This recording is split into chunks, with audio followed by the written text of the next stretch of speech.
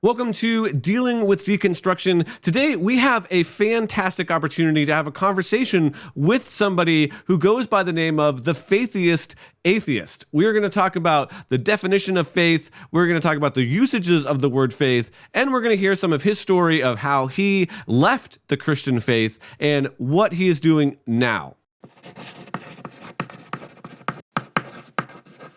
Hello, doubters. Thank you so much for joining us. One of the things that I like to do here on this channel is to have conversations with people who have a different perspective than I do. I think it's great just to see the conversation, to kind of listen in, but we want to address a specific topic today as I talk to the Faithiest Atheist. And this person and I met online. We have had several conversations over a long span of time. And now this person has described what he does now as almost like a ministry. And I know there's a little bit tongue-in-cheek for the Christian ministry that we kind of do just in general, but I think it'll be really interesting to hear some of his story and we can discuss some of these topics. So I'm going to go ahead and just bring him in.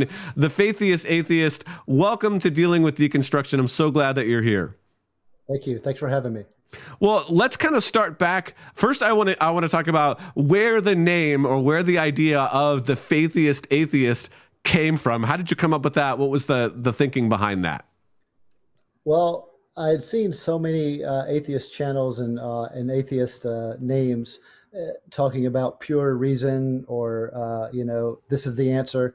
And I would guess with my atheism, I see a lot of gaps and I have a lot of doubts. So I was going to call myself the weak atheist or the accommodationist atheist. Then it occurred to me that Faithiest rhymes. And so then I said, I like Faithiest, even though Faithiest is a made up word, I saw that it rhymed. Right. After I set up the Facebook page, another Christian friend of mine said that an atheist had once written a book called Faithiism. So he thought of it before me. And if I ever meet that guy, I'll apologize to him for using that. But yeah, I wanted to have something that said, okay, this isn't one of those atheists. It's going to be like, hey, wake up, stop believing in fairies, because that's not the kind of the atheist that I am.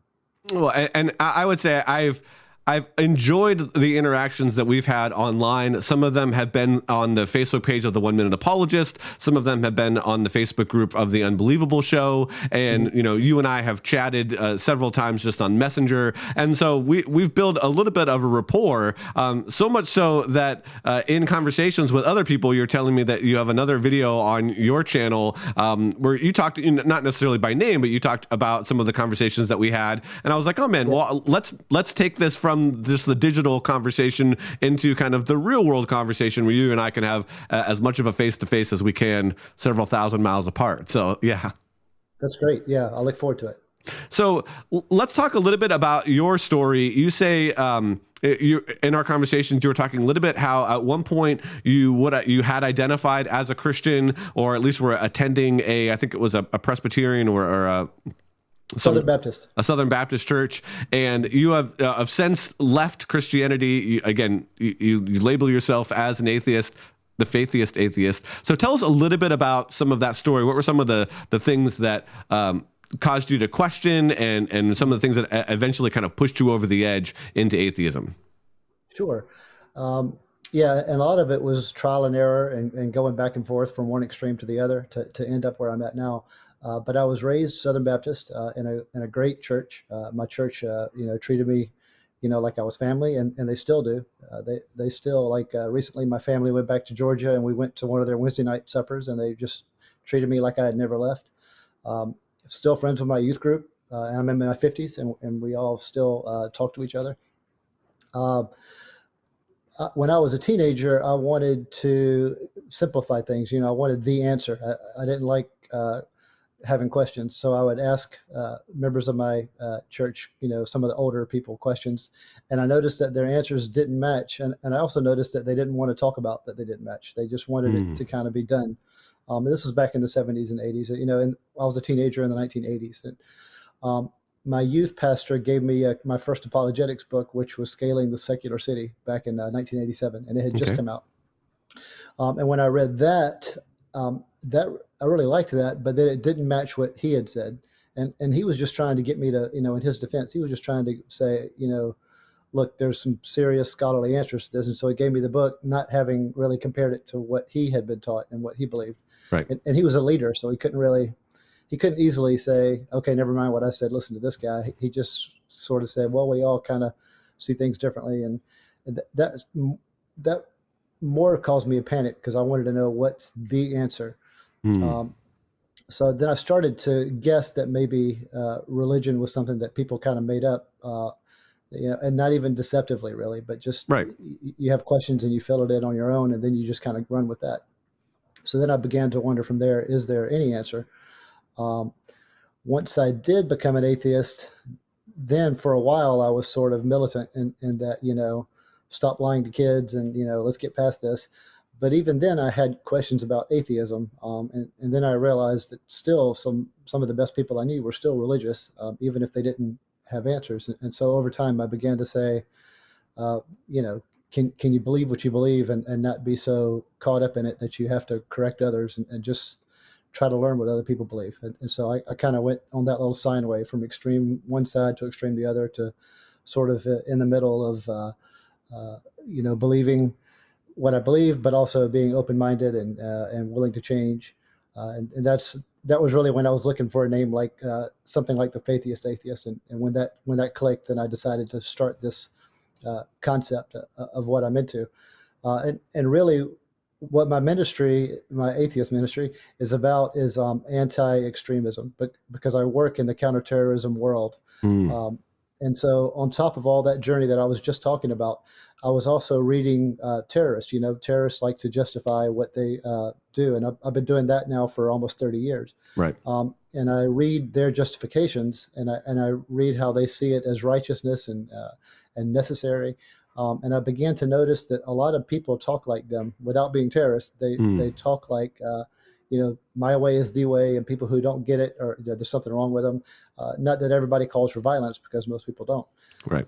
So then I began to think that mindset, it's not to say that there is no truth, but that mindset of saying that I've discovered the only ways and I'm going to teach the world. And if they don't listen, they better watch out. That's what I'm kind of countering. I'm trying to go against that. So I decided to start this ministry of sorts that's less about making the world atheists and more about making people, whatever your worldview is, to just try to be a little bit more tactful and open-minded, which is not to say that if ISIS comes over here that we say, okay, hey, we're listening to you, kill my family. That's fine. I'm not saying that, but at the same time, there's probably times when we act more like ISIS than we need to. So that's my goal. Well, and I think, again, we're a little bit kind of two sides of the same coin, because in one sense, I do think that there are some, kind of orthodox positions that if you deny them, it would be hard for me to call you a Christian, right? And I'm not saying you, but I'm just saying kind of the you, broader you. And I think there are, maybe you can correct me, but I think you would probably agree that there are some similar things. Again, atheism isn't a full-fledged worldview. It's really a particular claim about, or even a lack of a claim about a single position, but it does have some implications. And so as for Christianity, might have a few more than just one, right? A few more things where you have to say, I believe in X. Is again, one example, just because we're having this conversation, would be, I don't think that you could say that God does not exist and believe that God raised Jesus from there. That would cause some problems. But on one hand, I do think that the umbrella is a little bit bigger than sometimes Christians often make it out to be. And I think that that's one of the reasons that I see people deconstructing, is because they're taught such a narrow umbrella of truth and what has to be believed. And then when they start to explore some of those questions, like you did in high school, they find out that maybe there's a little bit more, opportunities to believe other things. And I don't think we do a good enough job at describing that to our youth. And one of the things that, Bobby Conway, I've talked about this before. Bobby Conway talks about this, particularly with his kids. I try to model this as well on my channel and with my kids, to say, don't commit to a theological position super quick. Read the different arguments and evidence for different positions. And that sounds like a lot of what you're saying as well. It's like, okay, maybe we'll disagree on kind of the ultimate question of, does God exist? But we want to keep looking at the different opportunities or the different options that are out there and research the different choices. How would you respond to something like that? Yeah, I'm all for it. I would say whatever you believe or don't believe, uh, it's not that you shouldn't have standards on what it means. Like if you should say, if I'm going to believe in this, that means there's certain tenets that should be accepted, and I'm all for that. But I would say if you meet someone who says, nope, I'm going to use that label and I'm going to not use that tenet, at least don't panic and screech at them. At least understand why you believe that and try to listen to why they believe that. Um, and sometimes you might not be able to get to a quick answer. There was Right. a debate between Tim Keller and Jonathan Haidt. So, Presbyterian pastor and an atheist, Hmm. and they chose not to debate. They just said, we should be able to live in a pluralistic society where we're trying to raise families in peaceful and productive communities, and just understand that we're going to have different views, and we'll probably have very similar standards for behavior, even though we'll think that each other has kind of lost the way. That might be the best we can do. And it ended up not being a debate. It was more like an agreement along those lines. Right. And I think I think that might be the best you can do sometimes, which isn't to say give up the battle for arguing whether your standards are necessary or not, but just, we're all surrounded by so many different unique conditions that can lead people to have different standards, and just to kind of be open-minded to that. Yeah, no, that's excellent. So let's turn to kind of the topic of the word or the usage of faith. For you, when you were thinking about the name, the Faithiest Atheist, and you described this a little bit, as you were doing your how you got to that name. What are some of the dominant views or dominant ways that you see the word faith being used in general? I see two kind of extremes, and from what I understand, and from what I've learned, even from other Christians, is that even Christians have fought over this. Even Christians have argued over what the definition means. In some cases, in fact, I'll use something that Frank Turek said twice, and they're kind of opposing views. And I think the most recent time he talked about faith, he said literally, Christians are studying science and studying philosophy and epistemology. They come up with the basic facts and then they trust what they've discovered. Mm. And he said that's faith. That it's as solid as anything. But he was kind of in a debate, and he was sort of defending and attacking against this idea that faith is a gap. However, he also wrote a book called "I Don't Have Enough Faith to Be an Atheist," where he clearly defines faith as a gap in knowledge. In fact, Liz Jackson, another apologist, recently put out a video on that, saying she didn't like his definition. And granted, he was writing that back almost 20 years ago with Norm Geisler, and for Norm Geisler, it was kind of important to say that there was a gap. So Frank's probably changed his position on that, or it just kind of depends on the context. But some people say that faith is, I can't show it to you, but it's backed up by so much reason and evidence and philosophy and logic and math and beauty and morality that it's not like I'm just guessing either. And then some people say there's no way to ever prove it, but you just have to accept it because an authority said so. I tend to, when I say the Faithiest Atheist, I tend to use it in that gap definition, just because A, it rhymes. Faithiest and atheist rhymes. Right.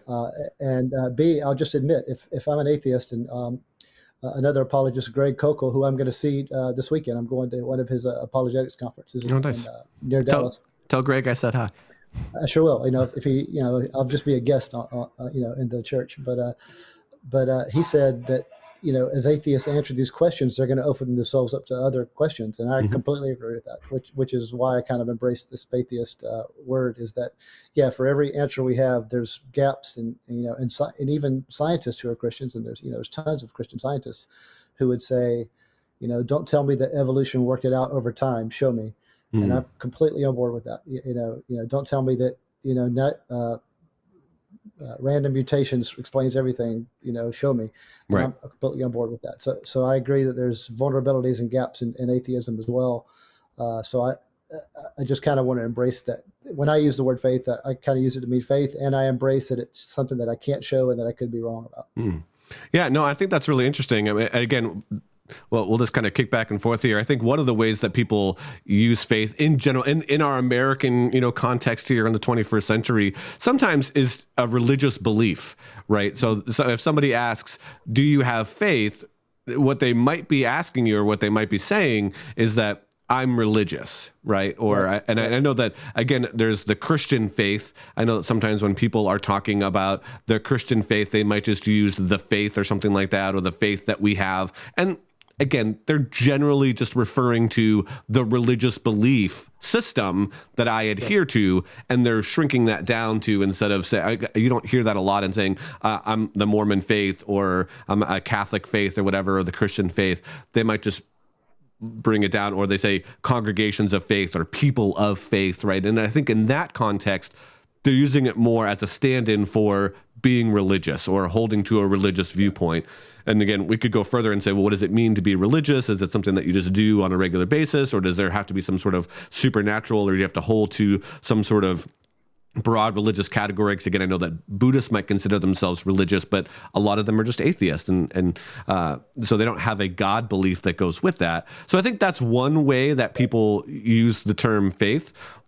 But we've heard people like Peter Bogosian, I've got him on my screen here. Peter Bogosian's a former professor, I guess now at Portland State University. But, he would define faith in something along the lines of, I now offer my two preferred definitions of faith: belief without evidence, or pretending to know what you don't know. And I think that's a little bit kind of what you're talking about, but I think that needs a context. I think that those phrases need a context. Do you want to comment on Bogosian's kind of framing there? He wrote a book that was a lot like Greg Koukl's book Tactics, and I did find that uncharitable to say, I'm going to believe it anyway despite evidence, or I'm going to pretend like it's knowledge. I think that's uncharitable. I'm okay with if someone says I believe this and I can't show it, but I still believe it, for my religion. I'm willing to let it go at that, because I have the same thing for my beliefs. But I do think that his book, The Street Epistemology, Manual for Creating Atheists, something like that, I think that's a little bit uncharitable. And I think when I see those Street Epistemology videos, they're approaching it as if, hi, how are you? You're delusional, and we're going to help show you how. I think that's that approach I don't especially like. It's not to say that Greg Koukl doesn't do that, but the way he writes his book, I think, is a little bit more charitable. Yeah. Now I've heard him in videos, and I've read articles by him where it seems like he's just as determined to think that atheism must logically lead to nihilism, and I made a video about that.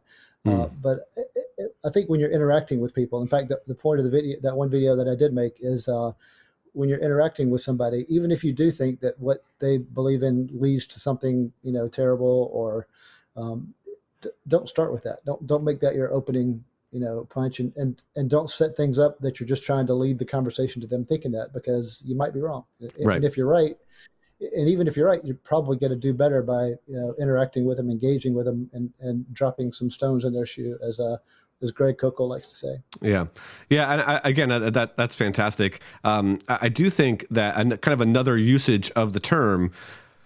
So I think one thing that kind of gets a little bit wonky sometimes is that people tend to use faith as a stand-in for a way of knowing or an epistemology. I know that because of faith, and I think that's a little bit off, because faith isn't a way of knowing. As you were talking about, I would tend to lead toward the idea of it's a trust based on evidence, or based on reason, or based on some form of justification. And we can talk about what's maybe a valid form of justification for our faith, but it's a trust in.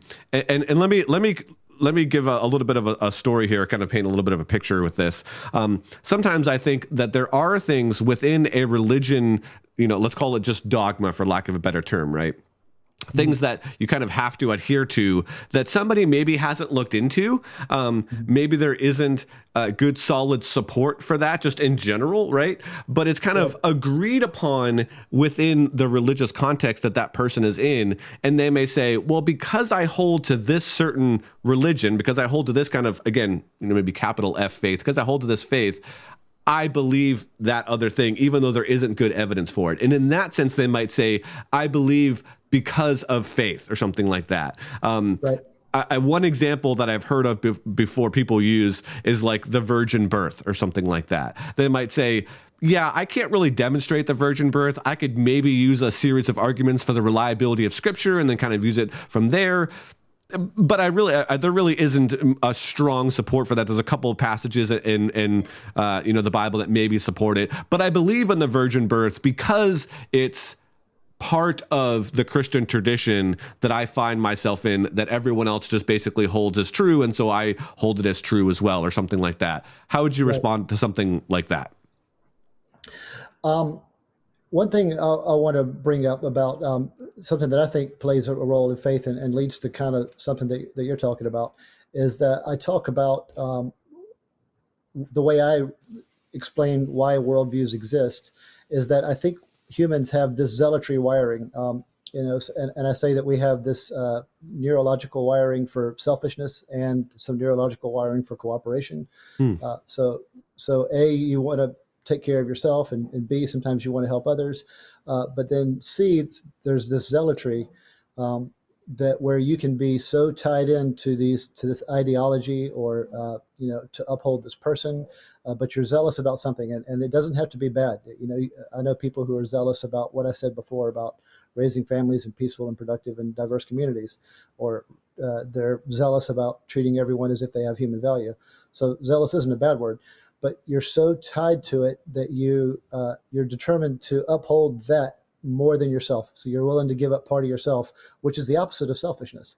So you have this third wiring system, which sometimes can be at odds with selfishness. But the thing that kind of distinguishes zealotry and cooperation is that if you have a really tight zealous group, in some occasions, let's say that the zealous groups believe that they have their own way. Let's say they believe in a volcano god, and if you don't feed the volcano crops and some of your kids, the volcano is going to erupt and kill everybody. And they're absolutely determined to believe that. So in a group like that, in their village, anybody who has doubts, anybody who says, wait a minute, we're believing this volcano is going to blow up if we don't give them some of our kids, they're probably going to kill that guy. And they're probably going to go after his family too, because they're going to say, this is who we are, and you're attacking that. And in that situation, people who are growing up in those circumstances, they better not have any doubts. And it's easier to not have doubts if you literally consciously don't think about it, because you know that just thinking about it could make you hesitate, and then this really tight, zealous group can turn on you. Right.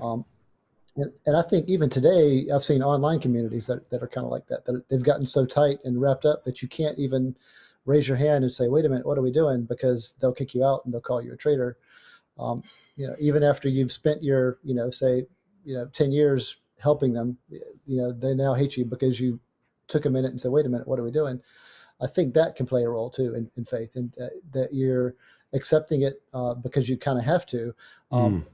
And at that level, it could be non-conscious. Like, I do think that our brain can trick us. I do think our brain can say, here's a thought, I'm going to dismiss it, and I'm going to give you a narrative to blow it away before you even think about it, before you even consciously process what you've heard. I'm going to send you a signal to not do that. I think, and that happens to atheists, religious people who've never heard about religion, happens to everybody. I think it can happen. And so I think that has a lot to do too, sometimes with faith, is a commitment to something without analysis, because you have to. And it's not like you're consciously telling yourself, I just, leave me alone, I just want to survive.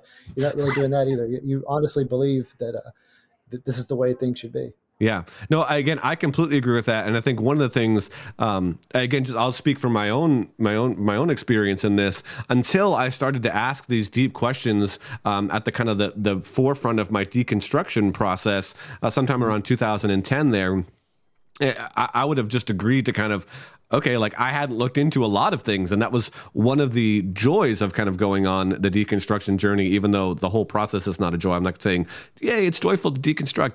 But one of the things coming out of it, looking back on it now, is that I did ask certain questions that I was just apathetic about. I had no idea why. And I think that that's a lot of where people find themselves in. They're just not asking those questions as much. A lot of the kind of strong Christian community, when I start to ask them some of these questions, how would you answer this, or how would you explain this? They're just like, well, I have no idea. They have other things going on. It's not that they don't love Jesus. It's just that they have family and they have jobs and they're trying to be an expert in their areas. And I count my blessings that I'm in an area where part of what I get to do is to study some of these questions and help formulate them in a way that I think is simple and can give people some support in those things. But yeah, to your point, to those things that I think that we do have good, solid answers for, some people just haven't looked into them. And so if you ask them, do you believe this? They might answer something along the lines of what you just described. I believe it because of faith. And what they're saying is, I believe it because, again, just as you described, my community believes in this, and so I do too. And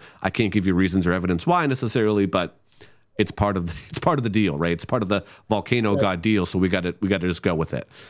Right, and I highly recommend that to atheists too. Like I wish I had like an animator that could make a cartoon for my show, because there was one cartoon that I saw on an apologetics channel where some atheists or at least some secular guys are having coffee with a Christian, and the Christian is reading his Bible, and as soon as they realize he's reading his Bible, the secular friends are like, "Oh my God, are you crazy?" And so the whole animation is about him defending that.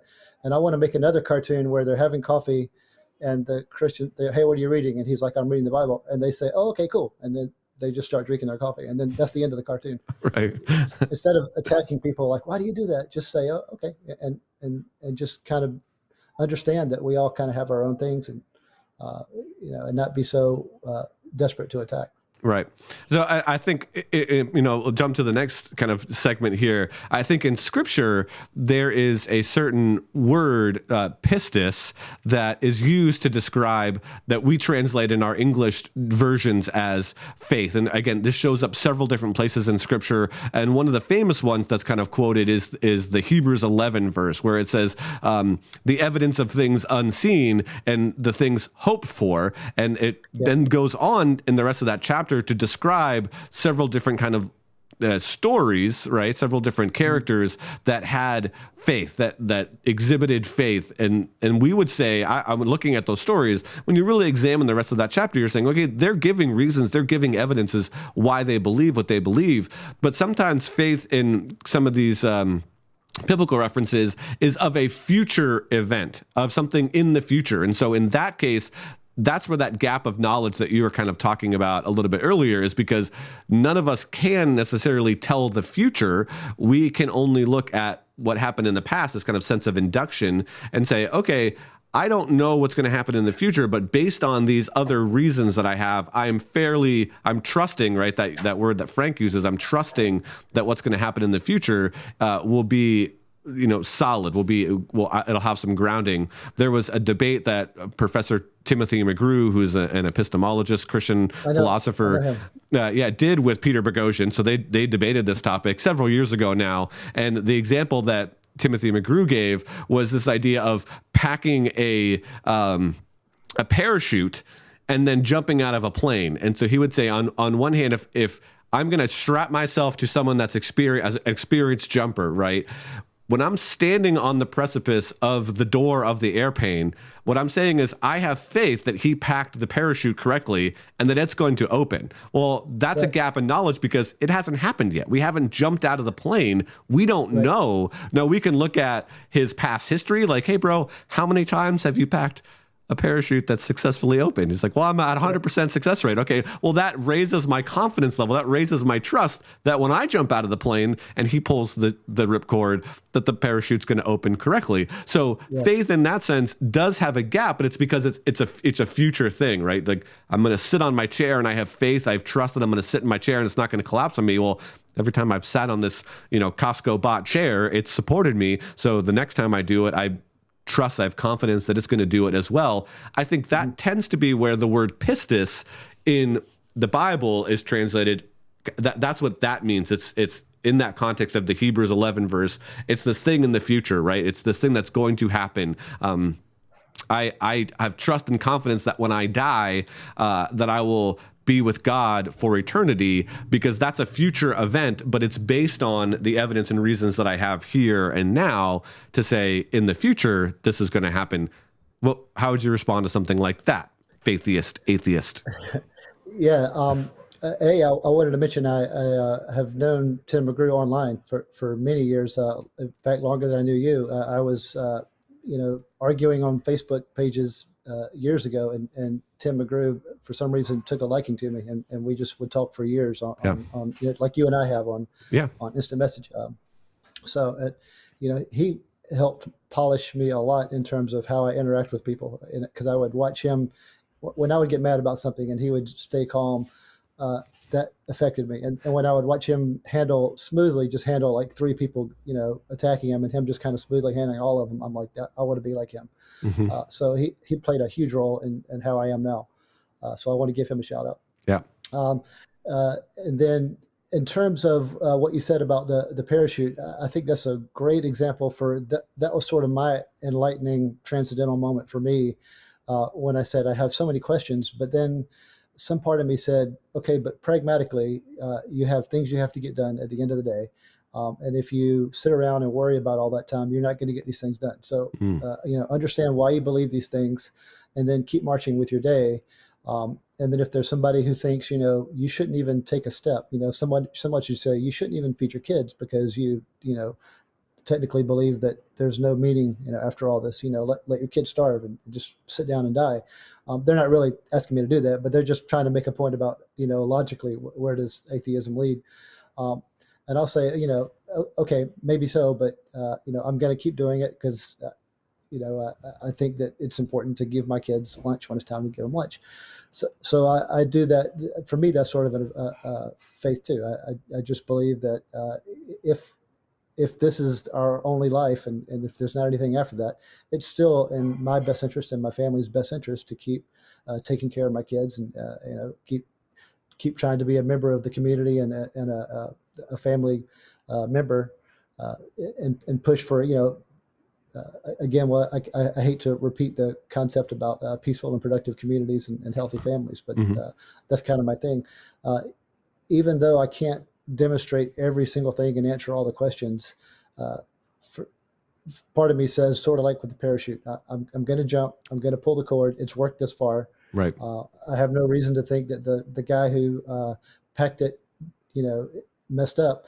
And besides all that, if I stopped and ripped open the parachute to check, I've ruined it. So, right. That's a good point. So I think we're all doing that. Now, that's not to say that everybody should just stop checking and keep studying why they believe things and keep, pushing. But at the same time, I completely understand if people are like, this is what I believe, this is why, and I'm going to keep taking care of my families. And then from there, if you disagree with them, you can at least help them, so, right. Hey, what are you working on? I'm putting a pool in my backyard. Well, let me get a shovel, and, let's do this together. Yeah. There's no harm if a Christian family and an atheist family are working on something in their community or right. hanging out together. And our family has that a lot. There's a pastor that I know that every time after we hang out together, the last thing he says to me is, he's like, okay, just so you know, you're headed towards a cliff. I just need to, make sure you understand you're headed towards that cliff. And but that's the end of it. Yeah. For the rest of the time, we're just talking about sports and movies and letting our kids play. So I think there's something to that. I like that analogy with the parachute, because there's things to do and you can't stop and double check everything. And it seems reasonable to behave and think the way that you just described. Right. So I kind of like two, kind of final wrap up points here. I think, and again, I agree with, Liz's assessment, as you mentioned earlier, about sometimes I wish Christians would stop using faith in the way that she described in the video. And again, it's been a few years since I've read I Don't Have Enough Faith to Be an Atheist. I literally remember exactly where I was and what I was doing as I listened to the audio book. I was cutting down a series of trees for about a week or so and just listened to this book as I was doing that. But I guess my impression of kind of coming out of that book was he was using it in the sense of, trust based on evidence, as we've been describing it a little bit. But he was kind of saying, I don't have enough trust and evidence to be an atheist because of, and then he was giving reasons, because there's this piece of evidence and this piece of evidence and this piece of evidence and this piece of evidence. And so he was kind of trying to describe that. So again, while I think that sometimes people can misuse that, and I think that the title of the book and some of the usages of that can be a little bit wonky, I do think it could fit, whether or not that was Norm Geisler and Frank Turek's goal, with kind of some of these definitions of trust based on evidence and kind of things. Right. So that's it's a big book. Yeah. It's a big book, and they define atheism twice, and then there's 400 pages of evidence. So, Right. so it's, Right. you got to keep that in mind. By the way, I saw him in a church in Flagstaff 3 years ago, and he signed that book for me, and we talked for about 30 minutes. So Yeah. and he's also going to be at that apologetics conference this weekend. So I'll get to see him again. One of my good friends, I mean, Frank's a good friend of mine. We hang out on a fairly regular basis. And someone that goes to our church was fairly involved as a volunteer, actually works on his staff. And so I kind of get some of the background information about what's going on in some of their meetings. And it's just really fun of that. So I think the last thing that I want to end on is, and Aaron Ra, who's a fairly well-known atheist. And again, you are not like Aaron Ra at all. So let me just say that, right? I've mentioned him a few times on my show. He would absolutely hate me if he ever saw one of my videos or saw me talking. Right. But there's other, I mean, there's the Richard Dawkins crew, there's the Peter Bogosian who we've talked about, and they would just say that faith is disingenuous at all, because essentially it's saying, okay, even if I'll try to do my best to steel man Aaron's position, because I think it's really important for people that are going through this, because they're going to come across his videos, they're going to come across his content. If you're deconstructing and you're asking these questions, he's going to pop up. He's very popular. He's very well read. He's an intelligent guy. I'm not saying that in any way that he doesn't know what he's talking about. But I will say this, though. He would essentially define faith, or he would define evidence as scientific or physical evidence. Right. And so he would agree essentially with the trust based on evidence, kind of, or belief based on evidence mantra, essentially. But he would say, but you don't have that. That doesn't exist. And without this physical evidence, you cannot conclude that you know or trust or have confidence in anything at all. And so anywhere that you're saying, I have faith, and you're attaching that to some sort of evidence, which he vehemently says does not exist, and he's never seen it, it's virtually impossible from his perspective, that's where then he goes. And that's why he gets to this point where he says faith is disingenuous. People that say that they believe in something by faith, or that they have faith in something, is completely disingenuous. How would you respond to something like that, to Aaron's position? And notice, I just saw a debate between him and Randall Rouser this week or last week, and notice he gets angry. He genuinely means it. He's not being mean. He's genuinely perplexed that people could, with a straight face, say things like that. I would say the phrase "new atheists," and that's another thing that gets brandied about, and people aren't sure what you mean. I would say the new atheists are zealous about eliminating religion, and I don't mean by violence, but they mean just drop the sky fairy talk and let's get to talking reasonably.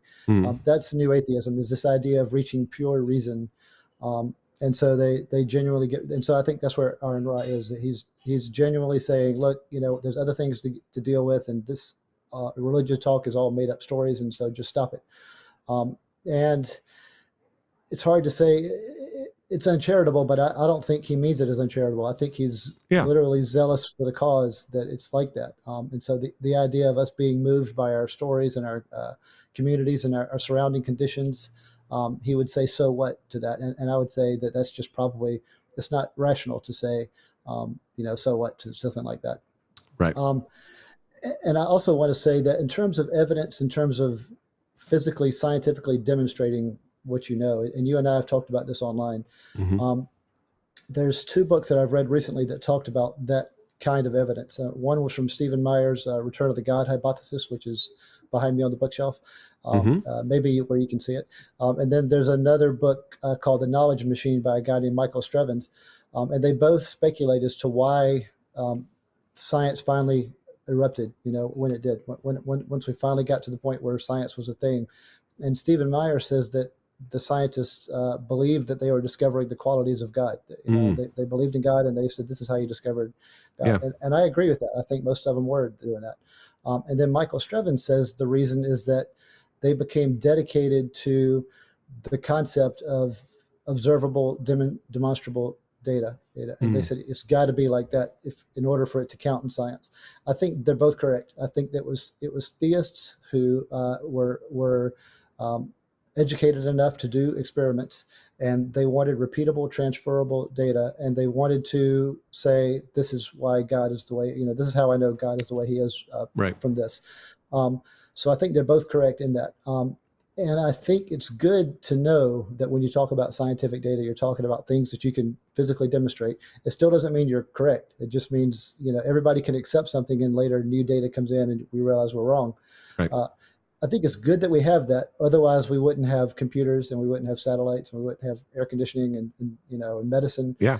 So I think it's great that we have that. But even Michael Strevin says it's not rational to use that standard for all of life. You can't live like that. It's not a way to live. So right. If someone says you can't show me the same way you can show me 2 apples plus 2 apples equals 4 apples, I think if someone said that to me, I would say, you're right. I can't do that. I still believe it. Here's why. And I'll let you, chastise me for the next 15 minutes, but then I have something to do. I think that's probably the best you can do in that type of situation. But yeah, with Aaron Ra, I would say I'm kind of completely the opposite. I can't understand. Although I do think we make up our religions, I don't think that the correct answer to that is to be angry and try to chastise religious people, because most people are religious. We're a 7 billion population planet, and right. most everybody believes in some type of deity. So that's just kind of who we are. Yeah, and again, I'm doing my best to represent Aaron as best as I can, and you've done a great job at that as well. And so again, there's lots that he says around this topic. He has a very specific definition of evidence that he uses. Again, I think he probably says it in nearly every video that he has, every conversation. He said it in that conversation that he had with Randa Rouser.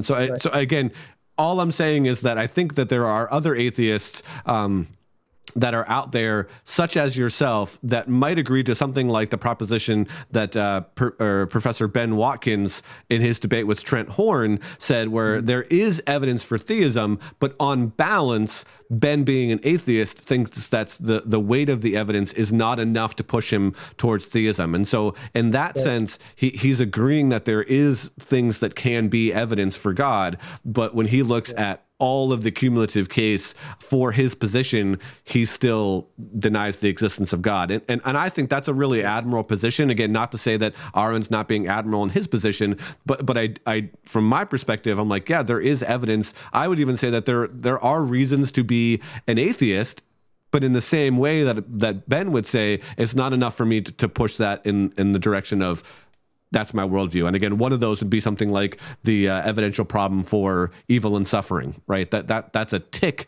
in the direction of atheism for me, but I think it's counterbalanced by other things and even outweighed by other things. And again, we don't have to go into the problem of evil and suffering here, but would you essentially agree with something along those lines that, yeah, there are some ticks on the side of theism, but just for you and your investigation, you've the balance of evidence is on the other side, is on the atheism side.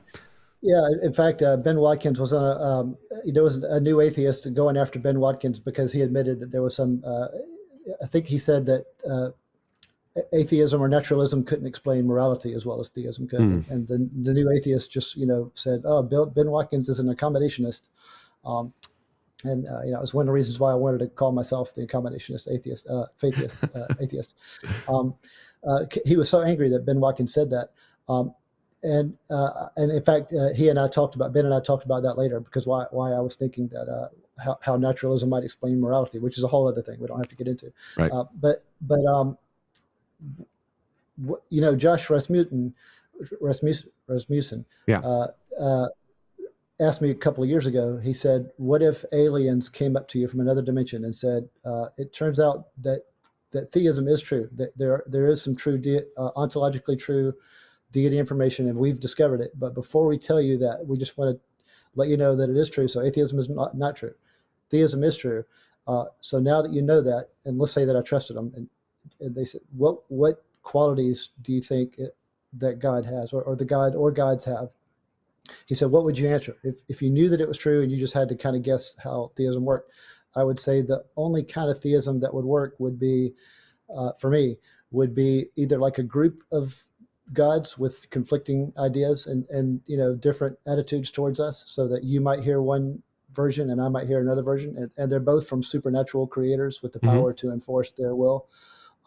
Or it could be one God that's just messing with us, or just completely uninterested in us.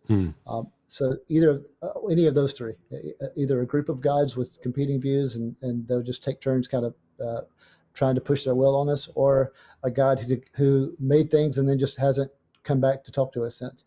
Or a God who's like, you know what, I'm enjoying this. I'm going to, I'm going to stick the stick in the ant bed a little bit here, and then I'm going to do it over here, and you just kind of watch them. Right. Those forms of theism would make sense to me. So it's not that I think that there just can't be any gods. I think for me, I just couldn't see it as an omnipotent, all-powerful, creator who knows and loves us. That one didn't work for me. But Right. then again, that's just me. When I meet somebody who thinks that everything does point to that, mostly I'm just happy because I like that. I love the idea of a powerful being that strong and that and who is aware and cares about me. I love that idea. So I don't kick the tires on that too much. Right. Well, the Faithiest Atheist, thank you so much for the conversation. It was a fantastic conversation. Hopefully the audience enjoyed the conversation as well. And hopefully they understood and got some things from the word faith and your position and my position that they didn't have before. Where can people find your content? Right now, I'm on Facebook and Twitter and YouTube. I don't do Twitter much, but I am on Facebook a lot. So just type in the Faithiest Atheist on Facebook. And then on the YouTube, same thing, Faithiest Atheist on YouTube. I think I'm the only one. Right now, I only have one video that I made. And then I was on another podcast. I've actually done like over a dozen podcasts, but I just decided to start a YouTube channel in the last couple of months. So the most recent podcast before this one I put up, and then a video that I did I put up. And this one will be the third. This will be my next one once I put it up. All right. Fantastic. Well, hello to the Faithiest Atheist community. And if you're checking this video out on the Dealing with Deconstruction channel, good to see you that you got to this point as well. So thank you so much for checking out this video. I just want to remind you that we have a Dealing with Deconstruction Facebook group. You can find the link for that in the description. The Faithiest Atheist is in that group, and we just have conversations about all different kinds of questions that people tend to be asking when they're on this deconstruction journey. And one of the most important things that we want to accomplish in the group is just a sense of camaraderie, a sense of I understand where you're at and you understand where I'm at, and we're allowing each other to just have these conversations, because oftentimes when people are deconstructing, it is lonely, and that is a judgment-free Facebook group where we do our best to just try to answer the questions as we see them. You'll get a variety of different perspectives in that group, and so I would just invite you to come hang out in that group if you're on this journey. And just, rub shoulders digitally with other people that are on that journey as well. So with that, I will meet you next time as we deal with deconstruction.